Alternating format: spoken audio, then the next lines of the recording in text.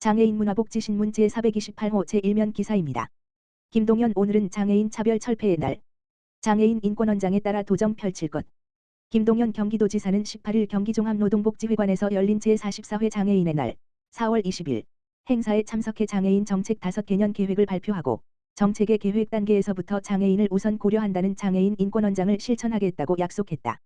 김 지사는 이날 오늘은 장애인 차별 철폐의 날이라며 미국 최초의 흑인 프로야구 선수로 유명한 제키 로빈슨을 들어 차별 철폐의 의미에 대해 강조했다.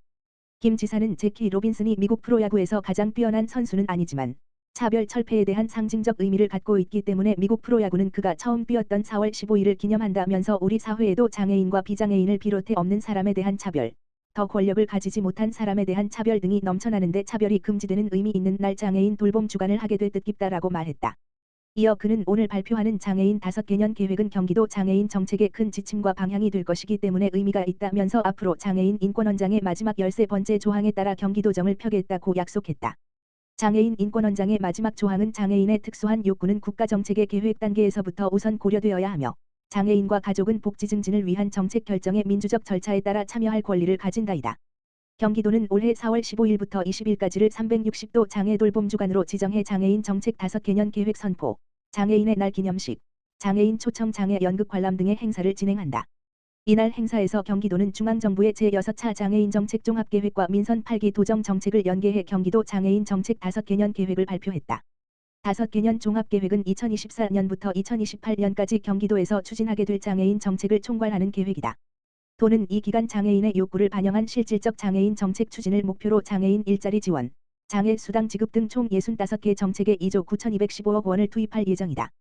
해당 계획은 장애로 인한 경제적 부담을 완화하고 스스로 일해서 소득이 증대되는 경기 교육 문화 체육 관광을 마음껏 누릴 수 있는 경기 장애를 이유로 사회적 차별과 불편이 없는 경기 장애인의 사회 참여와 자립을 적극적으로 지원하는 경기 장애인이 건강하고 안전하게 살 수 있는 경기 언제 어디서나 사회적 돌봄이 가능한 경기 등 6대 비전을 중점으로 추진된다.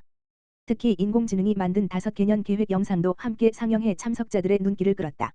이 영상은 단순 정책에 대한 소개뿐 아니라 5개년 계획이 추진된 후 변화된 경기도의 모습도 보여줬다.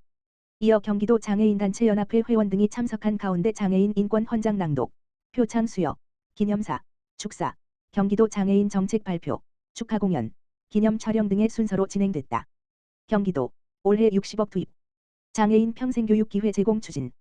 경기도가 장애인의 날을 기념해 장애인의 자립과 사회 참여를 촉진하기 위해 장애인 평생교육 기회 제공에 더욱 힘쓰겠다고 22일 밝혔다.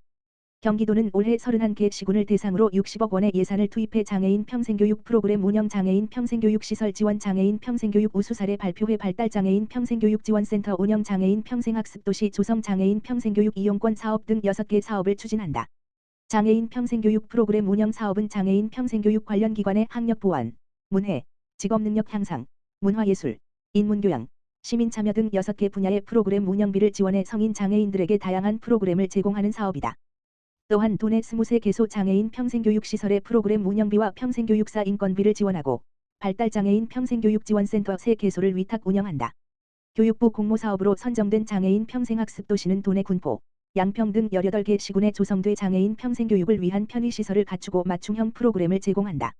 장애인 평생교육 이용권 사업은 화성, 안산 등 11개 시가 선정돼 장애인 1인당 35만 원의 평생교육 강좌 수강료와 교재비를 지원받고 있다.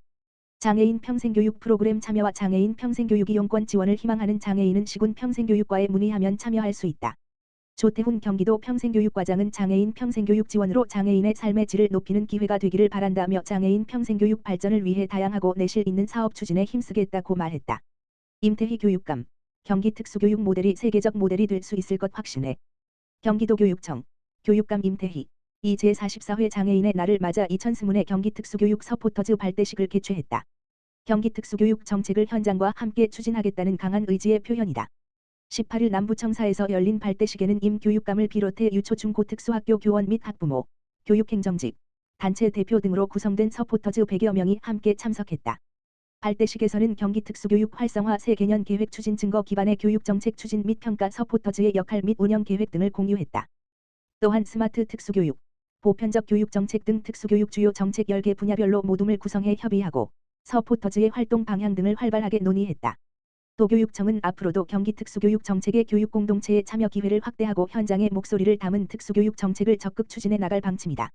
임 교육감은 인사말에서 교육감 취임 후 살펴본 교육지표 중에 특수교육 분야가 낮게 나온 것을 보며 시급한 문제의식을 느꼈다면서 경기교육이 대한민국 특수교육의 모범을 만들어보자는 목표를 세워 경기특수교육 활성화 새 개년 계획을 수립해 시책을 추진하고 있다고 말했다.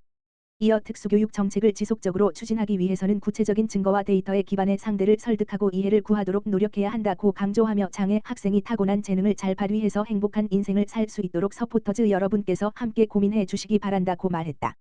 임 교육감은 끝으로 우리가 함께 노력한다면 경기도의 특수교육 모델이 세계적인 모델이 될 수 있고 세계적인 모델을 만들 수 있으리라 확신한다면서 인사를 마무리했다.